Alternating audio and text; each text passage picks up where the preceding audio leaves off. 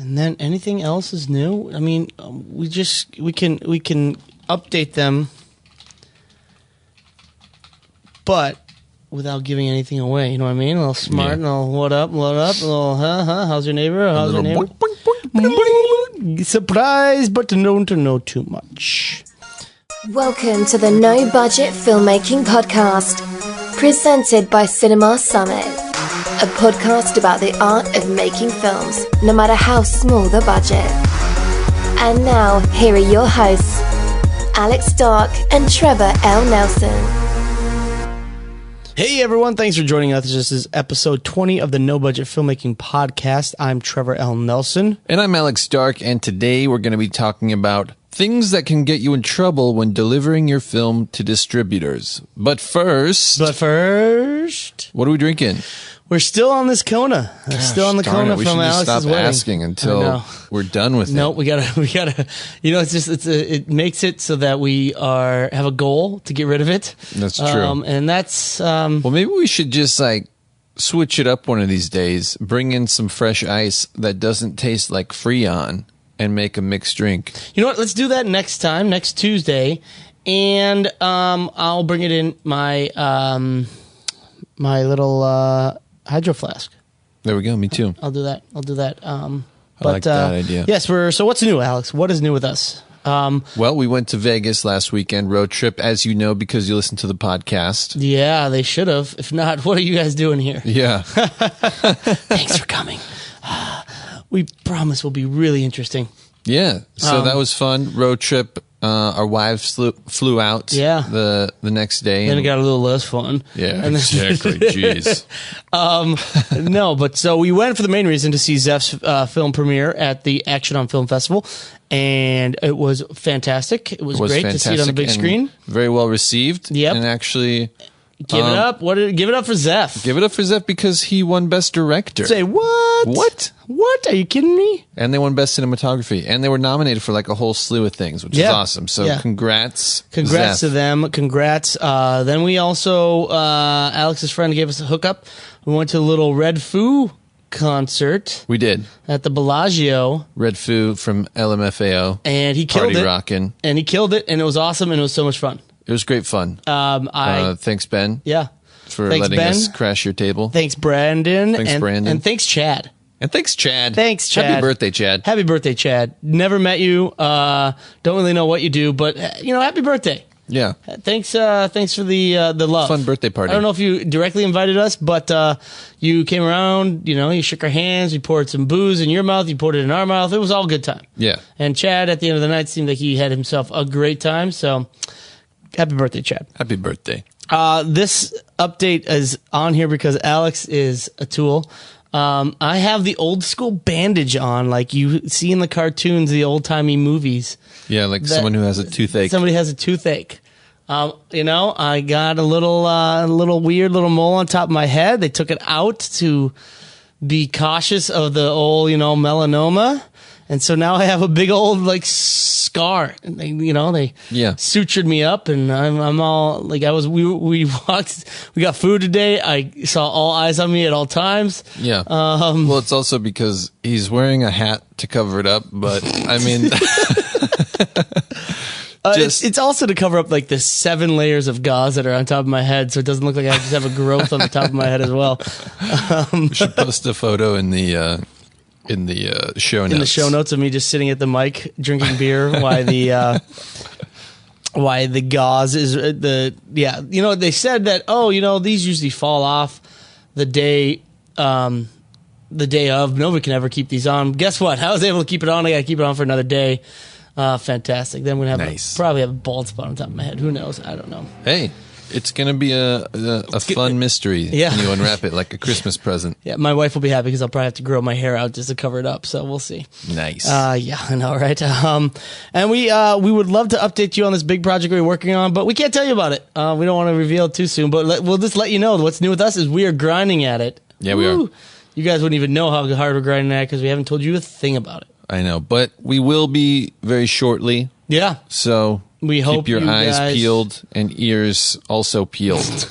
Peel those ears. Your ear balls. There you go. Dude, what up, man? Beautiful Beautiful promo for it. Fantastic. Yep. Thanks. Keep everything peeled for it because it's coming to your faces. So yeah, that'll do with what is new with us. Not too much since, last week was spent mostly from Thursday to Sunday in Vegas. Yeah. And we updated him what's new on the way to Vegas. So, not much else there. Yep. So we're just going to sit back and drink while Alex talks about distribution because he worked in that field. I did. JK, I know a little bit. Yes, indeed. Just a smidge. Okay, Alex. So you got your film done. Yep. But we should Done. step back. In the can. We should step back because you should think about this stuff while, Way pre-production, production, before you even get to post-production, because some of these things require you to do a little extra work during production to get ready for distribution. So when you were working in the field and when we were working on the low budget, when we were producing the low budget feature, what were some big red flags you saw, either that people hadn't done or some surprises that when we were working with a distributor for the feature that we produced, that it came out and you were like, oh, I didn't know we needed to do this. And I should say, were you working at the distribution company when we were working on that film? So I was working at a theatrical distribution company when I made the first film, Seer.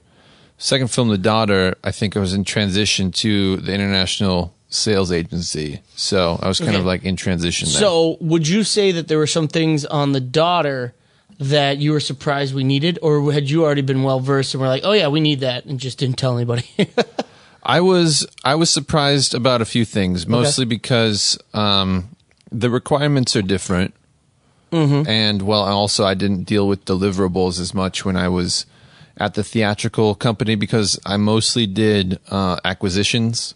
So I was just kind of like seeking out films and watching them and like meeting with producers and stuff and trying to get good projects in the company. But when I worked for the international sales agency, one of my tasks was fulfillment for the distributor. So basically I had to hound the producers to get all their stuff, together. Which is a task all on its own. Yeah, I mean, that was my least favorite part of the job, was doing the fulfillment aspects. Producers are already kind of ornery on their own without anyone else's help, but when you have to hit them up and say, where's this and where's that, and they, because sometimes producers move on to the next project, but if you have to hit them up and say, where's this, where's that, they might sometimes be like, I don't care. Like, whatever. I was kind of surprised at how much that happened, where, one of the big things that literally every movie that I got my hands on. You gotta see his hands, guys. His hands are making every big. He's movie. Emphasizing big movie with his hands, which you can't see. One day we'll probably turn this podcast into a video podcast as well. A vodcast. A vodcast. Because we also drink a lot of vodka. It's true. So vodcast. I like that. Vodcast. I like that too. Yeah, good job. Trademark it. The biggest thing that every single movie did was forget to give us and or take high resolution stills. And I'm not talking about behind the scenes stills. I'm talking about normally what you do is you have like an on-set photographer who's like behind the camera kind of matching the shot and taking high resolution stills of the shot for promotional purposes. So those are the photos that end up on the DVD covers and in the key art and on like the billboards and stuff. And so, really important stuff, like the stuff that's like selling your movie, and they always forgot that. And they most of the time didn't even take them. Yeah. Explain it to a little bit better how you do take these photos, because a lot of people will think, oh, it's just like people like talking to the actors and all that behind the scenes. But no. Like there is that too, and the photographer does both most of the time. Like you would hire an actual professional photographer, and they would take both behind the scenes and production stills. And for the production stills, I mean, and they would have big blimps on their camera, so you can't hear the shutter, and so they can be taken snapping photos during like rehearsals. Snickety snap silently. Yeah, exactly. So they usually shoot during rehearsals and stuff like that, so they can get the action and not really disrupt the flow of the actual production. But And so what I've noticed as well, just to jump in on what you said, is that people will think that, oh, well, what I can do is I can just do screen grabs from my footage. And no, It's not ideal. not ideal. It's way better now that you're shooting now at 4K. You're shooting at 4K and all that, but still, When I was don't rely on that. there, like HD was the max Yeah. that you could do. You couldn't pull. And cameras would shoot better than that. Still cameras would shoot better. Yeah, exactly. And still cameras still shoot better than 4K. Mm-hmm. So get somebody if you're going to have somebody, well, you need somebody behind the scenes. If you're thinking about distribution, if this isn't just a passion project that you're like, whatever, you're going to want to get distribution, then you're going to want to bring somebody on set anyway to do behind the scenes imagery and all that. Yeah. So might as well get them to do HD or not even HD, high quality still images. And another thing that, when we go into no budget filmmaking, because what I was just thinking here, I had a little brain fart, but a lot of production companies or marketers, what they do is, because they have a little bit higher budget, they will do promotional shoots after the fact or before the fact. And in some cases, we knew somebody who was a stand-in for this. They won't even use the actors for it. They will use body doubles that have the same body type, and then they will Photoshop the actor's face on it if it's needed. Yes, that actually happens quite a lot. But that's only if you have the budget for it. Yeah, and I would actually recommend, one thing would be to have the photographer bring on just like a portable little white backdrop or something. And if you can just set up a few lights just off in the corner, and whenever actors are in costume and like not, preparing for a scene, whenever it's not, invasive to whatever their process is, and you can pull them to the side and say, hey, will you do like a pose here, like an action pose, or like whatever the theme and like mood of the movie is, and have them pose in that way, and snap a bunch of promo shots that you can then use for the main marketing materials. I mean, that would be just like a huge help if you could do that. I would say that it's probably going to be cheaper to get a behind the scenes, like a main photographer with an assistant that can go pull the actors aside when they're like on a break, or when they are doing something else and they don't have to be in the scene, and shoot that, than it will be to go and try and do this all later. Bring the actors back. Extra day. You have to pay them. You're going to end up paying less if you just have the photographer bring someone on to do those kind of shots during downtime. Way better idea. And so you got to remember that when you put out a DVD, even if you put out a VOD that doesn't have a physical DVD, you need these kind of things. Yeah, because if you look at just even the key art that comes up has those stills in it. Yep. But then a lot of different VOD and transactional places have actual behind, like, little stills in their little description details section of the thing. Yep. And I mean, yeah, IMDb loves photos. and plus, I mean, the thing that you don't realize is a lot of people, I think, I don't know what everyone's thinking, obviously, but I feel like a lot of filmmakers think that they're going to make their poster, hand it over, and that's going to be like what they use. Yeah. And maybe sometimes, but if you'll notice, like, promotional materials come in all sorts of shapes and sizes. So like they'll need to make new things for like banner ads, or like, back, like if you look at, not that, every movie's going to need this, but if you look at like when a movie takes over like IMDb, and it's like the entire background of IMDb is like a poster for a movie. It's like those are custom ads made specifically for those purposes, and so you need the different photos so that you can like have it fit the right shapes and sizes, and like you can rearrange things and add it, make all these different advertisements. Well, not even that, but if you think about The Daughter, it was, I don't know why, the reason behind it, I'm not one to say, but when it was released in Japan, it was called 3 Days, and they totally changed the marketing about it because they wanted to make it a more action film. Right. And they used the key art that was made to kind of fudge the poster. Yeah. And, it looked good. It didn't look great, but it could have looked much worse if they didn't have the key art for them to do. And you say, well, I don't want them to do that to the movie. Well, if you're thinking about distribution, you want them to do whatever they want with the movie that you think is going to sell it in another country. Yeah, because what sells in different countries is different from a country to country basis. Can't lock it down. That's why you want to have the option for that kind of customization. And then, we were, I can't believe how long we talked about, photos. Oh yeah. It's been a whopping 5 minutes. That's more than I thought we would. Everyone's like, just take some pictures and move on. But I think you also got to think about your trailer. Sometimes people shoot a little extra stuff for the trailer. Now, I'm not saying that they shoot extra stuff put in the trailer and then it's not in the movie and you hate it. Sometimes the stuff that they put in the trailer was cut from the movie. Right. But other times you can shoot a little extra for the trailer to kind of boost it up. You remember, your trailer is kind of like, for those screenwriters out there, your trailer is kind of your treatment or your pitch deck to a sales agent. It's kind of like they don't have time to watch every movie, so they're going to want to see the trailer first. And if they're interested in the trailer, hey, then they may look at the whole movie.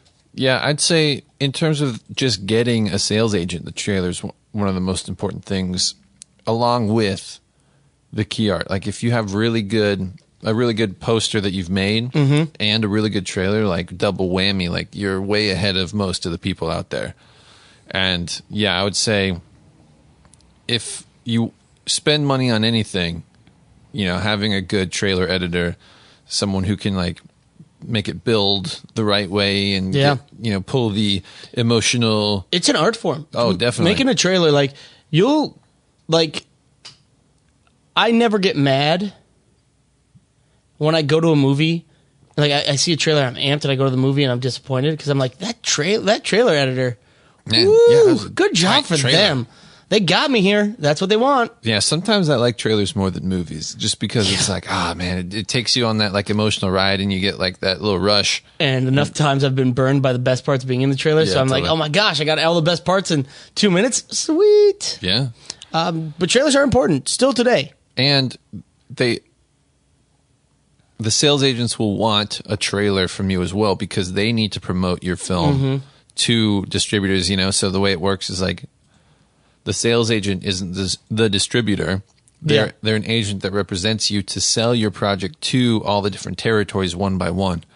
And so having a really good trailer is just as important for them to get distributors as it is for you to get a sales agent. So it's like one of the main pieces that will help your movie get sold to the most territories possible, because like we said, if you have a good trailer, you can get super amped about a movie, and it's the same, these distributors are consumers as well. And if you have a really awesome trailer, they're going to get just as stoked as, anyone would. Yeah. Yeah. And I mean, it's not too hard to put it together. It's not hard to put together a good trailer. It's hard to put together a great trailer. I really think it's an art form. I mean, I would say, again, I think most people probably don't know how to cut a really good trailer. Yeah. Like most. And I think even if you're like a really good editor and you've edited a lot of narrative stuff, I think it's pretty likely that you wouldn't edit like a very good trailer, just because they're two separate things. Yeah. Editing a movie is way, way different than editing a trailer. Yeah, because especially if it's your movie and you're editing your own trailer, because you're going to put in what you think is most important rather than what you think is should be most like eye-catching and grabbing for a potential audience member, or potential distributor or sales agent. Yeah, and if you think about the idea, so I've always thought it would be kind of tough to be a commercial director, because if you're doing like 15-second commercials, like man, telling a whole story in 15 seconds could be pretty daunting. And that's kind of, to me, the daunting part about making a trailer, because you're taking a movie that is an hour and a half, 2 hours long, and you're trying to crunch it into a minute and a half or something. You know? So it's like, how do you pick those parts, and how do you get it to flow, you know? Nowadays commercials are just like 15 seconds and it says, for the full length commercial, please go to. It's like double whammy you. Yeah, and I think it's easy, again, like, I really think you probably shouldn't edit your own movie's trailer, because you as the director, you get so attached to stuff and you're like, oh man, I have to like show them all these cool things. But really, it's like it takes away from the flow of the trailer and just the storytelling.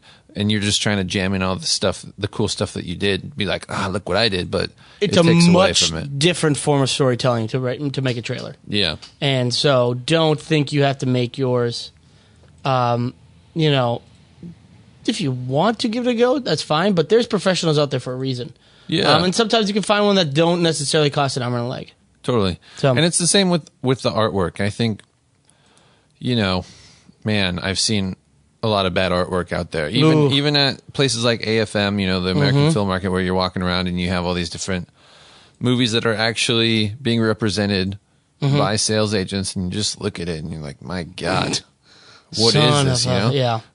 When just like a tiny bit more money or like effort would have gone so far.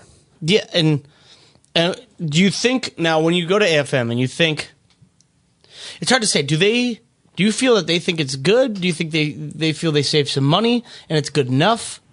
Or do you think it's just they don't care enough about it? They don't think it's as important as it should be?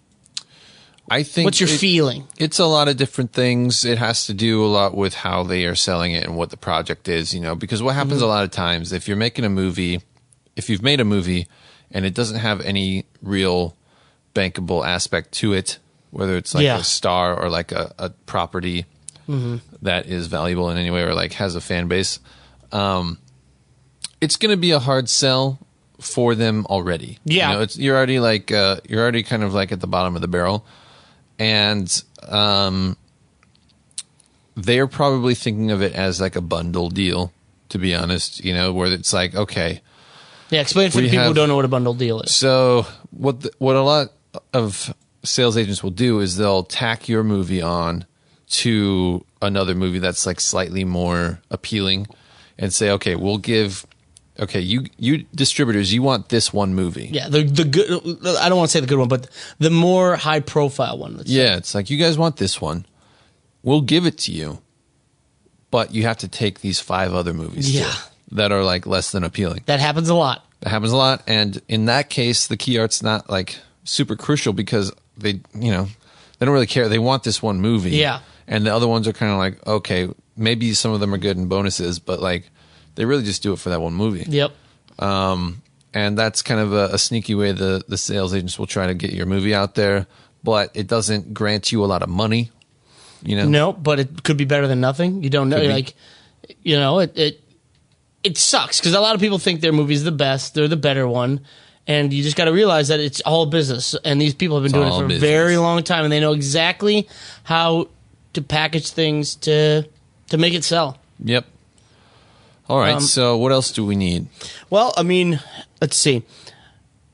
Do you want to talk about credit and billing block and like the certified statements with contractual obligations? That is your bread and butter. You've done that before. Oh, man, yeah. I've really not had to deal with that too much, which I'm so happy. So this is an interesting thing that a lot of people don't think about as well. But like when you are making real movies, you know, you probably on like no budgets, you probably don't do it. You probably don't think about it. But on larger budget movies, or just, you know, real movies that have like contracts and SAG and all that kind of stuff, you have contractual obligations for each person, whether it's like a crew member or a or talent.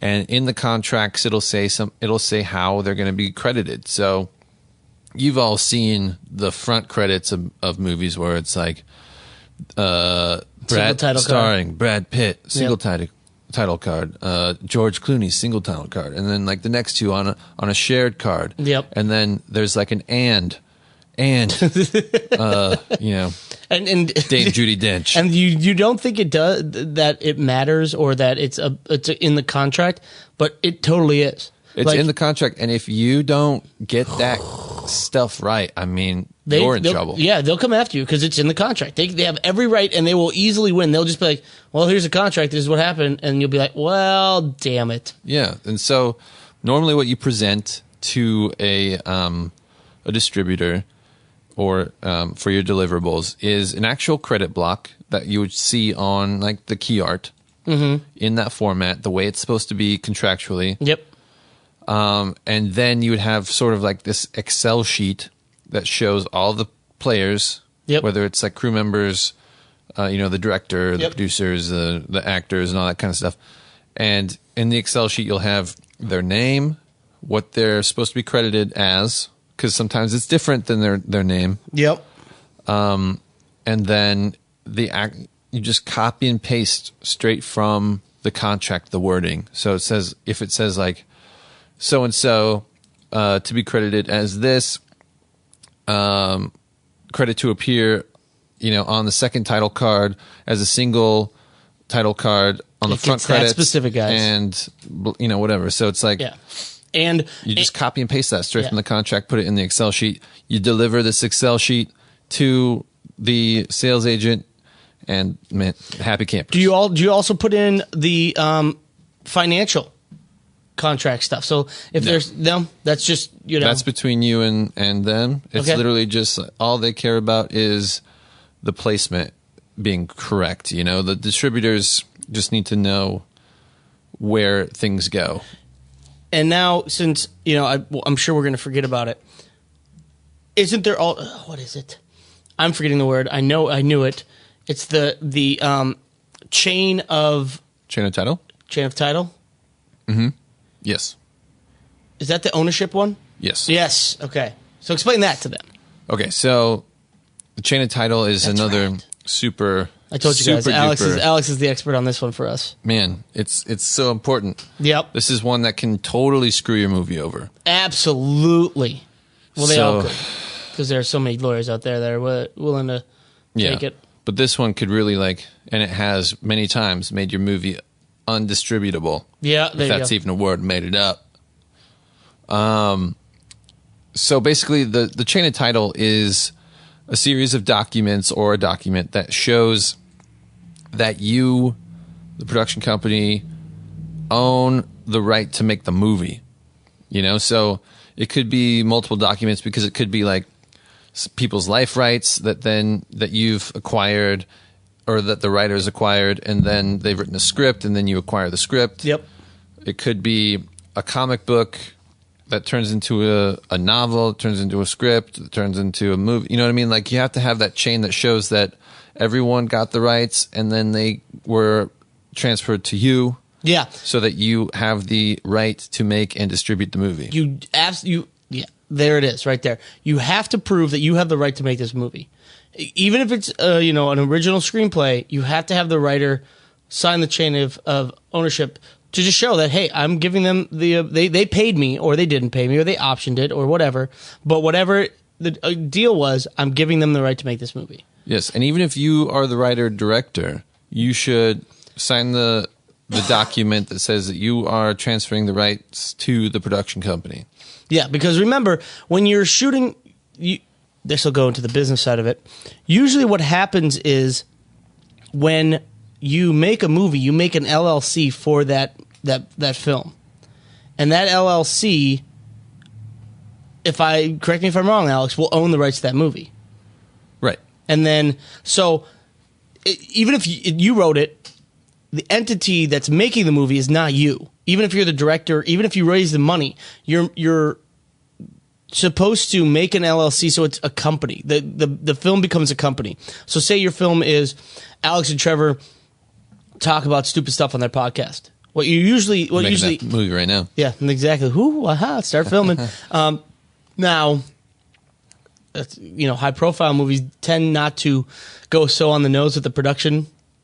Like, some of them do, though. Some of them do, but if they want to hide it or something like that. But for the most part, to make it easy, then you go, to whatever state you're in or whatever state you're making it in, and make Trevor and Alex make a movie about, Trevor and Alex talking about stupid stuff on a podcast, LLC. And that is the one that gets the money in.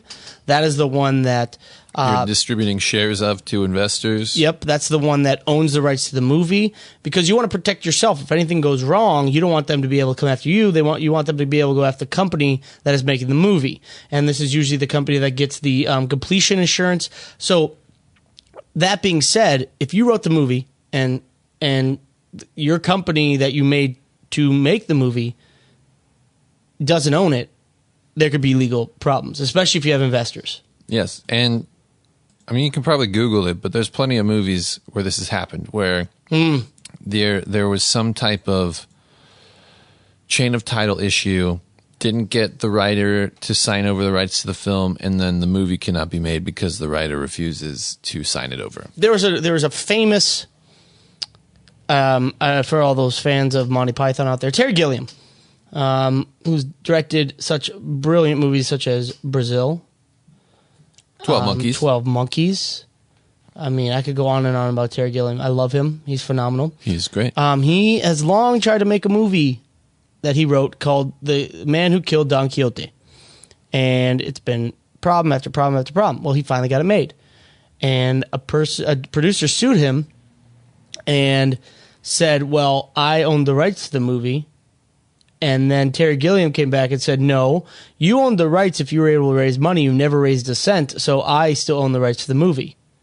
Yeah. And it was legal back and forth. ensues. Legal battle ensues. They luckily had documents. It was proven that Terry Gilliam actually owns it because the guy broke his contract by not raising money. Just protect yourselves. Get paperwork for everything. Yeah. And yeah, exactly. And while we're on the subject, you're going to need all of the documents from the talent, the releases and stuff like that. You need to give that over so that the distributors know that you, again, have the right to show this movie with this person's likeness in it. Because if you, again, there's been instances where movies haven't gotten the talent to sign contracts. Talent gets bigger, becomes, more appealing, a celebrity, if you will. And the person goes, hey, this is great. My movie is now worth a lot more. But then they don't have the right documentation to show that the actor has given them permission to use their likeness. And so, you're out of luck. I'm gonna give another story. I'm so full of stories tonight. It's full of stories. Back to the Future 2. Crispin Glover, who played Marty McFly's dad, didn't want to do it. Said no. He's kind of a kooky guy. Didn't want to, do another Back to the Future. So he said no. And the director and producers use his image anyway, because if you haven't seen Back to the Future 2, it uses a lot of the footage from the first one. And so he sued and said, you can't do that. I didn't agree to be in the movie, so you can't use my likeness. And he won. And that kind of changed everything. You can't just use a director's face, an actor's face because you want to, even though it's old footage. It doesn't work like that. So he didn't sign a contract saying that he would appear in Back to the Future 2. He only signed the contract saying he would appear in Back to the Future 1. Yes. So just protect yourself. Very important. So let's see. Some more problems people run into. I'm going to go into something I know, and that is audio problems. Ooh, audio. Audio is big. Audio is huge. People invest a lot of money to make the latest, greatest audio in theaters. You have, you had stereo, then you had 5.1, then you had THX, and now you have Dolby Atmos. Yeah. Which or is Atmos or whatever it is. Yeah, I guess I get it confused with the monitor company. Atmos, yeah, maybe it's Atmos. And so you got to make sure you have a good final mix with good Foley, good sound effects, good levels, good mixing. So your sound, somebody walking through the door isn't louder than somebody in the back kitchen in another room. You got to be able to, mix your audio well. And as we said, this is where an audio professional comes in handy. For the daughter, the director-writer ran into this problem where they were like, oh, well, we need this audio mixed this way. And he's like, I didn't know that. Yeah, and this is a horror story, if you will. He actually hired an audio person, to do the sound design and mix and everything. Mm-hmm. But that audio person that he hired didn't do it up to the right specifications for a film to be distributed. And so the director found himself having to go back in and fix his mistakes, which there were plenty of. Because one thing I think a lot of people don't realize is you have to provide split audio tracks. So you need dialogue tracks, you need music and sound effects tracks, and the music and effects. And it needs to cover the whole project. There can never be dead space in the audio where there is no audio. Yeah, it has, even if it's room tone, you have to have it filled with room tone. Exactly. Because you guys don't think about this, but you go to a sales agent and they sell your movie to Japan.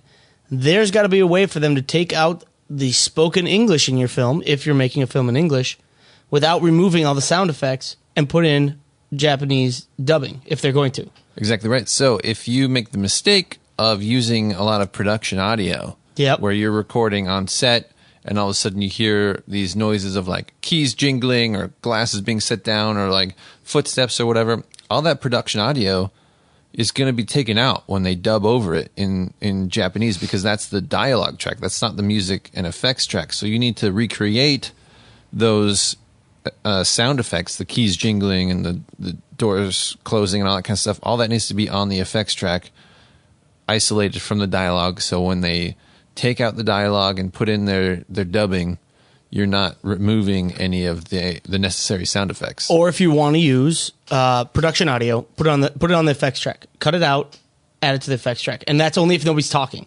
Right. So a lot of times if there's no dialogue, you can use the effects that are caught wild, and just throw it on the effects track, because they will remove that. It's one click for them, so they don't even think about it because they assume that you did it right. They'll just do one click, remove the English, put in the dub track, and not even think about it. Yeah, but it won't even get that far, really. That's because true. What's going to happen is you're going to be subjected to a huge QC process where everyone's going to scrutinize everything in your film, including the audio and the color, and make sure that it's up to broadcast standards. And then they're going to come back to you and say, hey, this isn't right. And you'll get the QC list of all the things wrong, and then you're going to have to go correct everything before your movie can ever be shown, ever. So, as you're doing low to no budget filmmaking, you're going to do a lot of this on your own, and just be prepared. You're probably going to get a lot of fails and have to come back and do it. And the more you fail and the more frustrating it is for a sales agent, the less likely they are to continue on with you. Yes. Yep. But the more you learn. The more you learn. The more you learn. Okay. On a similar subject. Yeah. There's a quirky little thing that a lot of people don't know called textless versions of the movies. Explain. Because what people do is they'll export their movie with all the text baked on, including the front credits, including a title, including any anytime they say it says like New Jersey 1995 or anything like that, all these like text that appear on screen. Yep. You need to export a version without all of that, because again, in a different language, they're going to put that in their own language. And all that stuff is going to be on your cue sheet that you're going to give them, so they'll be able to know exactly when to put it up in the right spot. Trust us, guys. Don't worry; they will actually know what to do. They're not going to screw over your film. No, and you have all this other stuff that you need to provide, like a cue sheet, and that has like the time code, has all the dialogue for the purposes of dubbing and subtitling, but as well as adding all this text and graphics and anything else that needs to be done. Yep. You cannot add in anything that's in English or the language that is native to the movie. Dialogue and text needs to be separated out because it needs to be changed for international distribution. Yep. That's also, just remember that. That's also the same for the trailer. Yep. You need textless trailer, and also you need all the audio separated as well for the trailer. Yep. You need that for the artwork. You need to have layered artwork with any text on it separated out so they can adjust it. So keep that in mind. Like, you want your movie to be shown everywhere, as many places as possible. So anytime you're making something, just think to yourself, Will they What be would able Jesus to? do? Yeah, what would Jesus do? yeah, okay, sorry. Would Jesus be able to make a poster with probably. this file that I'm giving them? Actually, you know what? That Depending is how bad the in- file is, probably not. Yeah, Not even Jesus can create those miracles. exactly. Will someone be able to take this file that I'm giving them and make it usable in their native language? Make it as easy as possible to just hand it off to the sales agent or the distributor, and they just can go with it, because the more you piss them off, the worse it hurts you in the future. You may not they may not want to work with you again, or they just may drop you altogether. Just make it easier on yourself and them, and just, make sure you have everything you need. Yeah. Speaking of everything you need, there's also tons of formats out there. Yes. Now, for those who have done digital, there's MP4, MOV, ProRes, DNX HD. I could go on and on. And that's just digital. That's WMV. That's not the. That's just digital. The physical tapes. Yeah. Tapes, people, tapes. They still use tapes in a lot of countries, people. Yes, they use Betacam tapes. Ooh, yeah. They use HD cam tapes. Yup.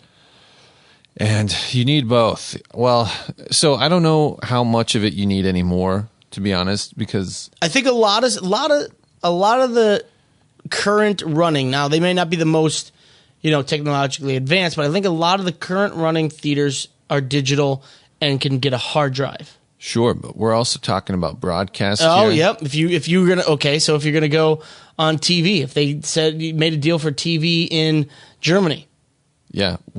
Will you have the right stuff? Because you will probably need to deliver a PAL Betacam tape. Oh yeah. Just keep with- saying all the horrible things they have to convert it to. with a pan and scan. Yep. For that bad boy. Yep. Because you need both aspect ratios. You need the Screw it. Just go letterbox. 16:9 aspect ratio. You need the 4:3 with the pan and scan in PAL. And you'll also need that in NTSC. Every time I say But then- hear pal, I just cringe. Yeah, but then you'll also need an HD cam SR tape, which will allow you to have the HD version with a 5.1 mix on it. Yeah. On Guys, all the separated tracks. it's ridiculous. And all that stuff. So obviously, if you're new to this, you're probably like, how the heck am I going to do that, right? But you take it to a lab and you pay for it. That's how you do it. If it's going to get you money from being distributed, you just pay for it. Yes, and one thing to note is that if you're like clean out of money, right? You don't have it. You can make a deal with the sales agent to front you the money, but they're going to take it out of your, the earnings for the movie. It's going to be added to what they recoup before you ever make any money. It's like the whole studio, we need to make back what we spent on the movie before anybody sees profit. That's what they're going to say. They're going to say, we need to recoup the $30,000 we spent on finishing and mixing and all this before we even take away our 5%. Yeah. So just keep that in mind. I mean, it is possible. We did that a lot for the indie filmmakers back in the day. We would put it up at our lab, and then we'd be the one dealing with that. But the other thing to note is that you can provide like a hard drive with, let's just say, like the ProRes HQ files or whatever on the hard drive, and like the split stems for the audio and all that kind of stuff to a lab, and they can produce them as needed. So it's like you don't need on demand almost. You don't need to do them all ahead of time. They can do them like when you get that Germany TV deal and they need a PAL 4:3 pan and scan. It's like, okay, that's when we're going to make it, because we don't need to make it before then. And they'll charge you then. And so, like we said, a lot of this goes into planning and pre-production and post-production and production. You might want to put some money aside in your budget for all the finishing, for the mixing, for the formats from the labs, for the the certified statements with the contractual obligations, for a lawyer to write all those up. When the movie's wrapped, there's a lot more money that still needs to be spent. Yeah, and for the DCP creation, if you're DCP creation, if you want to do that. If you're going to theaters and stuff like that. There's a really cool format out here that's for digital more, and I'll talk about it in the What's Cool, because I don't think I've talked about it yet. It is IMF, And what that is, that stands for Inoperable Mastering Format. And it's a cool new thing that they're doing for digital.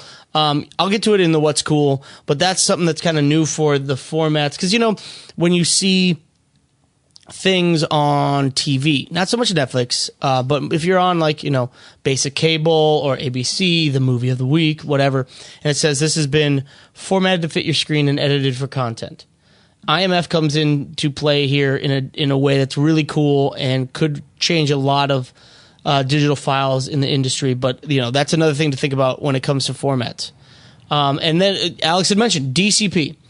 So DCP is, Alex, do you remember it? Digital Cinema Package. That nailed it.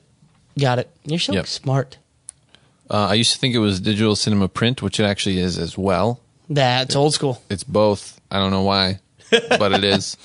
But I think the popular... the joys of filmmaking is like, it's both. Yeah, it is.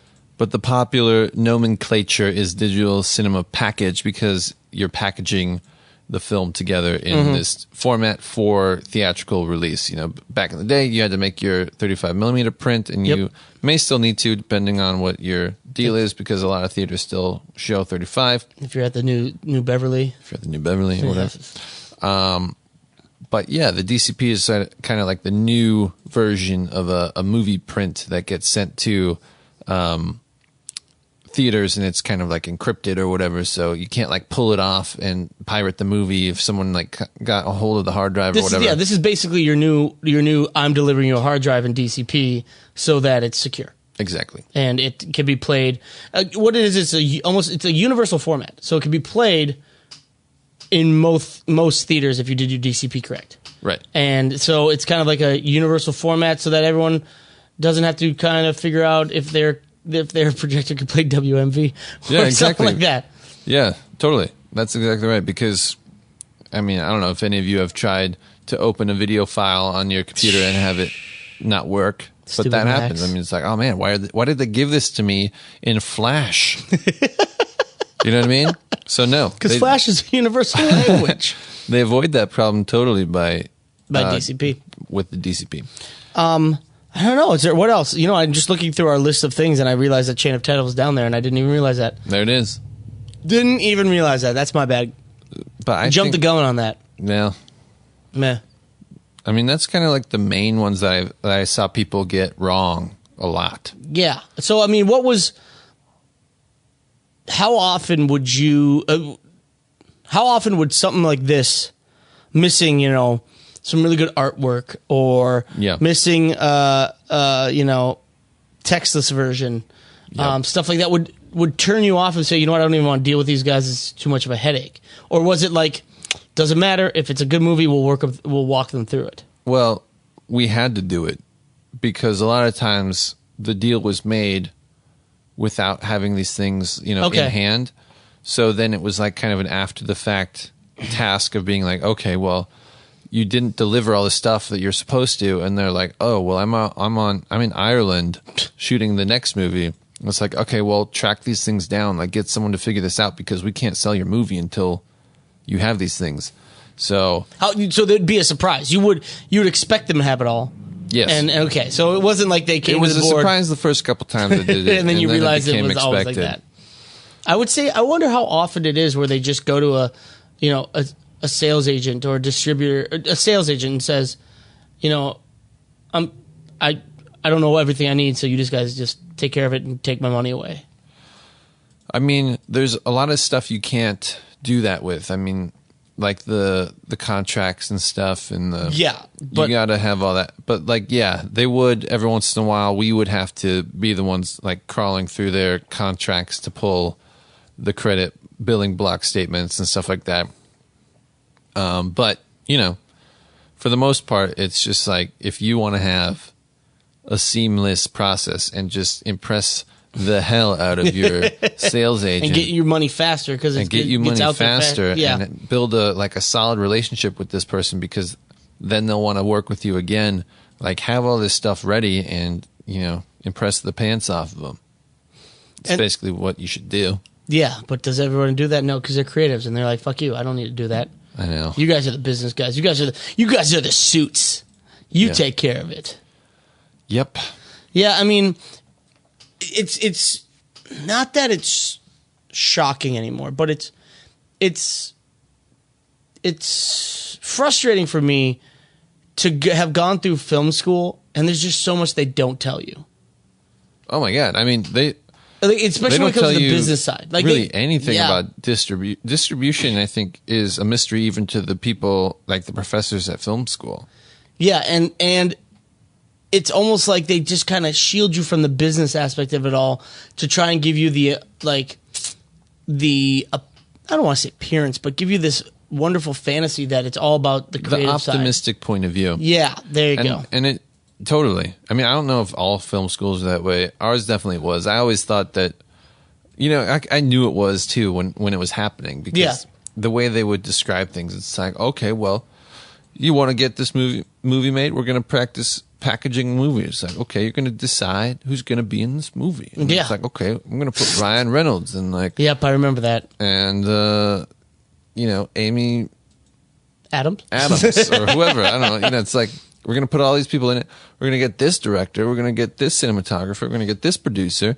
And I'm going to make this pitch packet, and it's going to be awesome. And it's like, yeah, of course that's awesome, but you got to get those people, and that's like a whole different process they don't even tell you about. And it's the same with distribution when it's like, okay, you got this finished movie. Now you got to get distribution. The end. But that's like... The end. That's it. You did good. But like, you don't realize that you should actually be thinking about distribution way before the end of the movie. You know what I mean? I wonder if people went through the Ray Stark producing program at USC, if they were taught this side too, or if it was more just I'm sure they were, because that's the duty of a producer, but you don't have that. You don't always have that luxury when you're a no budget filmmaker, right? And I think for us, the undergraduate program was kind of a big kind of catch-all, because as an undergraduate, you also had to take the general education requirements and stuff like that. So you weren't just taking film classes.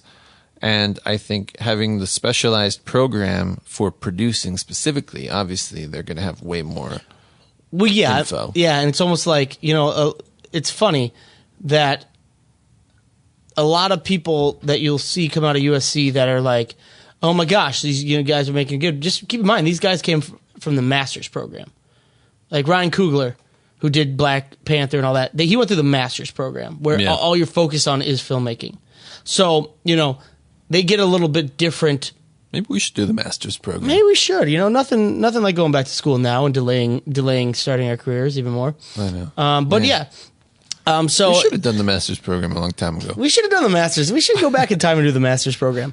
But these are a lot of things that they don't tell you. I mean, even when you're first starting out, is that there's all these other things you have to do once you scream out, that's a wrap.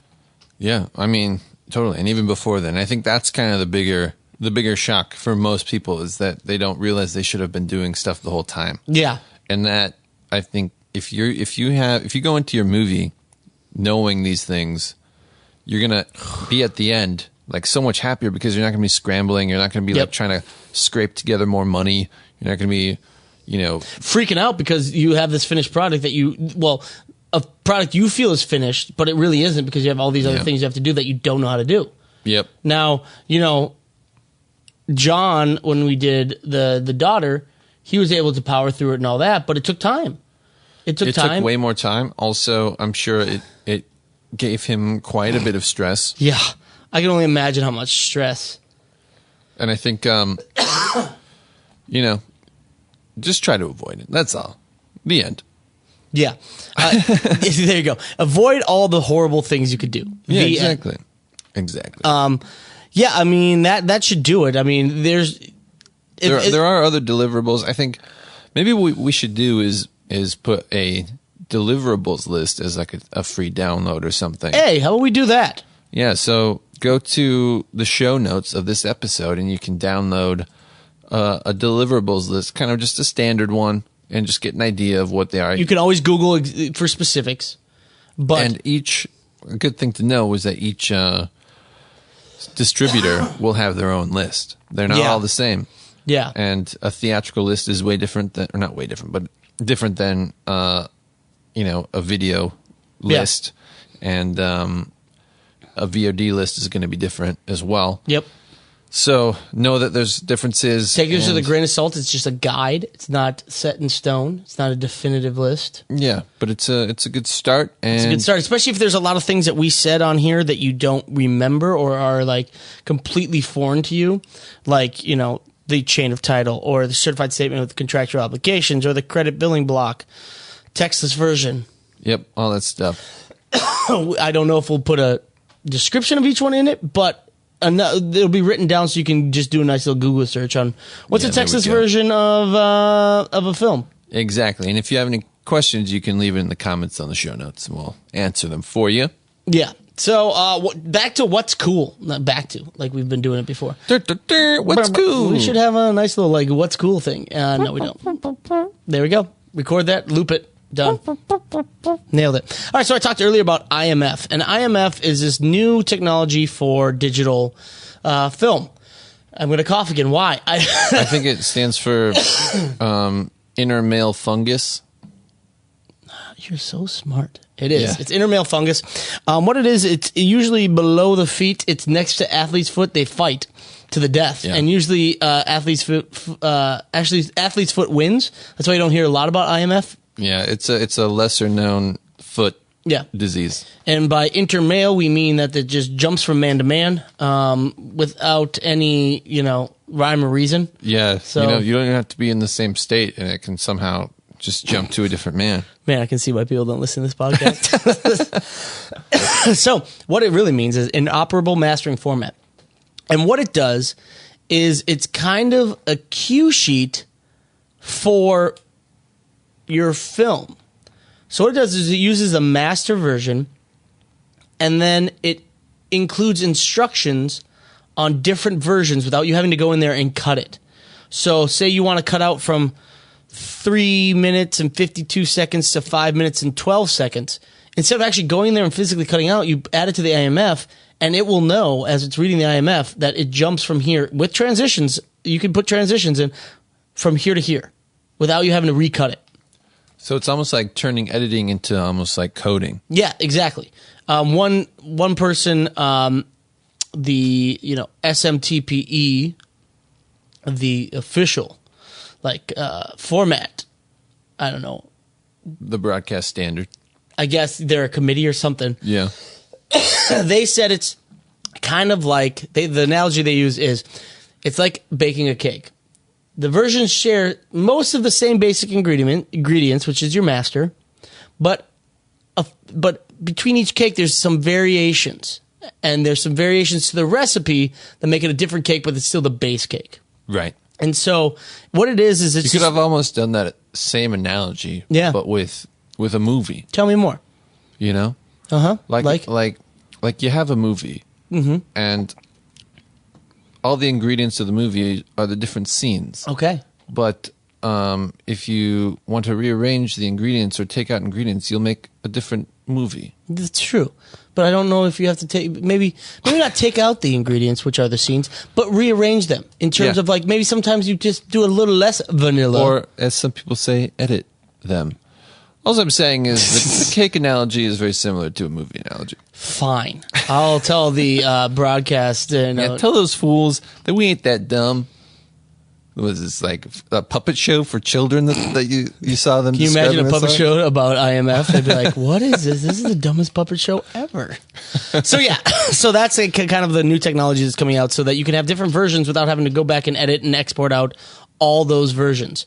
I don't know if it gets into format difference. I doubt it, but it is more of an editing tool in the fact that you do not have to re-edit it every time for different delivery. You can just add this file in that will kind of be read and make the edits for you in real time.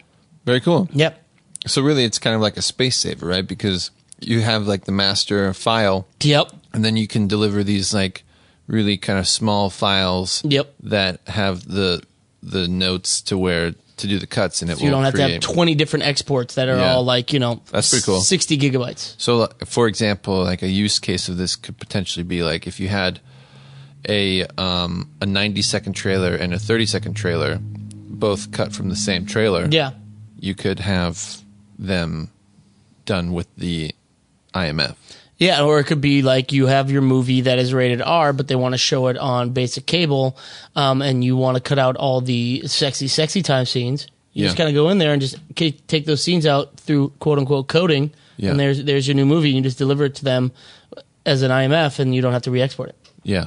So, nice. Yeah, I'm a big fan. I want to look more into it, but that is promising. That's to pretty say cool. the least. Yeah, that's pretty cool. What do you got? I got the Blackmagic Pocket Cinema Camera 4K. First footage came out. Really? A lot of people were really stoked about this camera because it's, Blackmagic. They make kind of inexpensive, affordable, no budget type stuff. Yep. And this is their Pocket Cinema camera, so it's nice and small. It's not quite as small as their first Pocket Cinema camera, but it's kind of the size of a DSLR. Shoots 4K, does the whole shebang. And they finally released some footage. And what were we talking about earlier, Alex? What annoyed you with the footage? Man, I get really annoyed with these companies. As you would say, does it bake your beans? It bakes my beans. Bakes the beans, guys. This is big. It really bakes my beans when camera companies put out initial footage and it's just all straight like nature footage. You know what I mean? Like, I get it. That's important, and there should be some of that because you want to see, how it works with all the details of like being in the forest and, how it moves and all that kind of stuff. But like, you also want to see skin tone, right? That's like super important, I think. Mm-hmm. You want to see how skin tone plays in different lighting scenarios and how, the dynamic range of like what might be like a real movie scene or like a documentaries are real. Nature documentaries it's are like real. So specific. Like, I know. There's no rhyme or reason to it. It's like, okay, here's like a dolly shot in a green jungle, and then here's like a waterfall, and then a beach, and it's like, okay, that's all nice. and it's kind of misleading because nature has such beautiful colors. It's like, well, yeah, you're of course gonna find the best nature shots that pop. I know. I feel like they should do a little bit more in depth first thing. It doesn't have to be crazy, but just like, I also want to see what the raw footage looks like. I want to see the ungraded footage. I would love the first footage for these cameras to be like a short, like something they shot. Like get a filmmaker to come in here and shoot something and show the raw, and then show the color version and show them what they can do. I think that would be really cool. I mean, that would be sweet. Sign me up for that. What else we got? Okay, so you know what? It's kind of like one of those things where you don't really hear anything about it, and then they do something awesome, and they're all you can talk about. VRV Stream is like a streaming service. Uh-huh. Never heard of it, have you? Verve Stream, you mean? Yeah. No, I don't know. I've never heard of it. Exactly. So, of course, no one's ever heard of it. You got Netflix, you got Hulu, you got HBO Go, you got all the big ones. But what they did is they got all, I don't know if this is going to excite you, excites me, all the old school Nick Classic cartoons on their service. So for $6 a month, you can stream Doug, Rocco's Modern in Life. I mean, it's not even cartoons. Kenan and Kel, Clarissa Explains It All. Legends of the Hidden Temple. Oh my God, the monkey. So hard for them. Why was it so hard? It's 3 pieces. The monkey puzzle.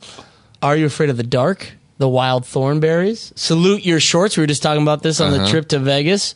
Tell me it's got Angry Beavers. Hit me with Angry Beavers. I don't know if they consider that classic or not. I don't know. Let me see. Let's see. I don't know. Yeah. So it's for $6. Not bad. Not bad. But I'm gonna look it up right now because if they have Angry Beavers, Game on. Yeah, I might actually get Big it. Butox. Yeah, so it's coming out $6 a month. I mean, I'm excited. I love Rocco's Modern Life. I'm a huge fan of that. Yeah. So it's called Nick Splat. It does have Angry Beavers. Oh, the one season of Angry Beavers. Hey Dude, it has Hey Dude. We were talking about that on the way too. Oh man. Nice. Cat Dog. Mm-hmm. Yeah. Salute Your Shorts. All that. The whole shebang. The new Double Dare 2000. Oh man. Yeah. Guts. Do you remember Guts? What would you do? What would you do? All that good stuff. Oh my God. Guts was great. Oh man, I remember that. What was the other show we were talking? Wienerville. Wienerville. We were talking about that one too. I don't think that one's on there. Was that Nick? I thought so. Maybe not. Man, welcome to Wienerville. I miss that show. But yeah, it was on Nick. Yeah, it was on Nick. But yeah, so that's coming out. It's gonna be $6 a month. And how do you get that VRV stream? What is that? It's like on the Roku. It's its own app, maybe. I would imagine so. Most of it's on. Most of these streaming channels are on the Roku app or online. Yeah. It doesn't look like VRV really has much of anything else other than like Please a tell lot me of it's anime. VRV.stream. Is it? .co. Oh, what? A lot of anime, a lot of international stuff. It has Channel Zero. I don't know what that is. You don't know Channel Zero? No. Channel Zero, I believe, is the isn't Channel Zero the one that is taken from Creepypasta? Wow, I'd never heard of that, but that's interesting. I think Channel Zero is. Oh yeah, they have Funimation. Yeah. Geek and Sundry. Yeah, it's The Nerdist. Channel Zero. Rooster Teeth. Oh yeah. Shudder. It's geeky. It's geeky stuff. Crunchyroll. Crunchyroll is the parent company of Crunchyroll owns VRV. Oh. But yes, Channel Zero is stories. It's kind of like Black Mirror, but it's based off of creepypasta stories. Interesting. Oh yeah, so they just added Nick Classic, so I'm intrigued. All right. I'll check it out. I'll check it out. What else you got? I wanted to shout out another blog, Stephen Fellows. Mm-hmm. Is a really cool blog. I hope he's British if you put that accent on him. I don't know for sure, actually. Oh, God. I'd say yes. Actually, yes, I do know for sure. Okay. But moving on. I've used his website a lot when researching things for like pitch decks and business plans and stuff like that, because what his website is, stephenfellows.com, it's like he's like a statistician for films. Or like a research analyst, some type of like data analyst. I don't know, but like he takes all sorts of data. He'll like give himself tasks where he'll be like, okay, I wonder how many movies star women under 40 or whatever. And he'll do like a whole report based on that. Okay. And he has just like all sorts of different stuff.